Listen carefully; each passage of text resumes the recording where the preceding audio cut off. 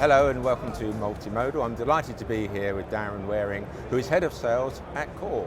Welcome there. Thank you for having me. It's a pleasure. Can I ask you first of all, what are the best practices in collecting and managing data? Yeah, data comes in various sources. Data is everywhere. And the challenge is that can create data silos. And a business once said to me that their data is like a bowl of spaghetti. So you can imagine the challenges of trying to, obtain this information, collect it and put it into a reliable source. So I guess the first thing you need to do as a best practice is to make sure you're collecting data from a single verified source. You want to collect it from reliable sources, not from multiple people, multiple departments or multiple systems, and then you can reference this data so you know it's clean, you know it's compliant, and you know it's verified. That's the first step. Once you've got that information, you want to be able to share it, then the recommendation is that you would share it systematically or use technology to do that. Because businesses today use spreadsheets and Excel, which is a great tool, but when people are updating that information, sharing it, emailing it, even believing WhatsApping information to each other, then that's where the process can be flawed. So we would recommend that you use an industry best practice API, for example, in order to share that information, and then it can be provided to the organisation across each department or whoever needs visibility of that. Okay, so we've got this compliant data, we're managing it, we're organising it. How does that help international trade? Yeah, it's a great question. So some of the things we've worked on and developed is because we're collecting supply chain information. So we've got shipment information, transit information, where that information comes from. Purchase orders is a great source of truth. The purchase order is the quantity, the product, when it's due to be shipped, the price, who the supplier is. But we take that information and from there we can create, for example, digital packing lists. Right? So removing paperwork, removing manual processes. Once you've got verified compliant information that the organisation can see, then you can create a digital online invoice, again removing all this outdated manual processes. From there we can take, because we've got the shipment information, the product information, the origin information, we can then generate a HS code. Now a HS code is needed, a customs classification code is needed for the import and export for international trade. Once we have that information, then you can integrate that with a customs declaration system. So you're using systems, you're using technology, you're removing manual processes, and it's more streamlined, systematic and accurate. And basically it's quicker and cheaper because there are less resources in the process. Okay. Can you tell me a little bit more about the core of Core, as it were? Yeah, sure. So we're a software company, but I guess we phrase ourselves as a data integrator, okay, which is probably why you've asked me those questions.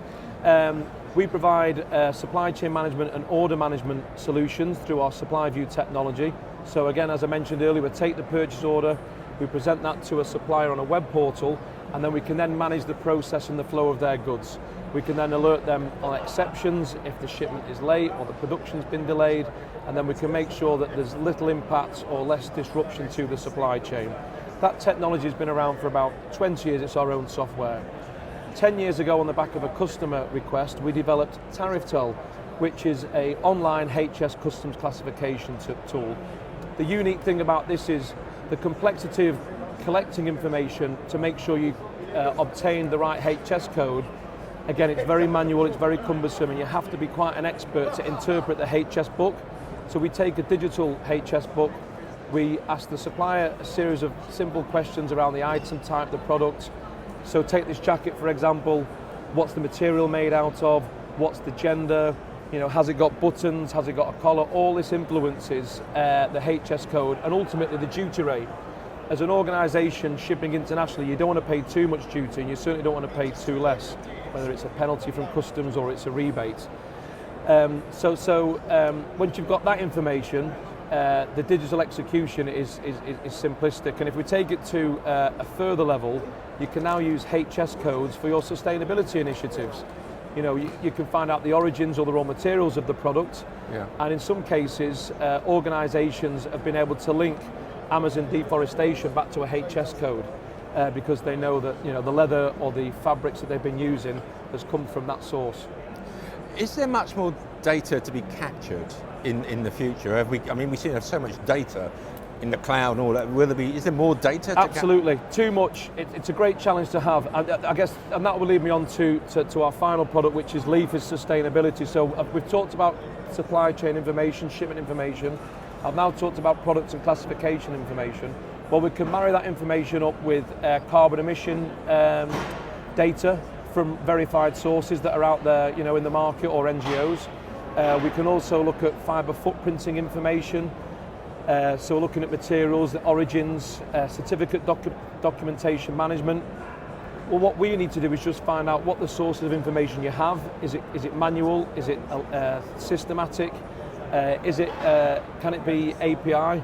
And where do we collect that information from to create a simple dashboard or a web portal or a report for you? I mean, I think with legislation and all the changes and enhancements that are coming with sustainability and the pressure on being net zero or more sustainable, we're going to have to keep collecting information. So I'd say, it's not endless, but the challenge is how we can obtain it. And with sustainability and regulation around that coming in the future, you need to prepare now with the data kind of management systems. Absolutely. Our technology's probably been around for about 5 years, but from some of the other retail events we've done, the last 2 years, and particularly I see over next year in 2025, the need to present information that's accurate, compliant and on time.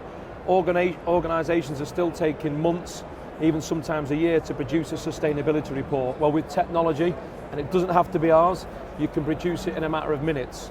Now, obviously before that there's some development, there's some integration, there's some solution that goes on, but the utopia would be that you've got less people producing reports and you've got more people focusing on what they can do with that data, how they can improve and how they can do better things for the planet. Well, thank you very much. I think you've summed up wonderfully, Core.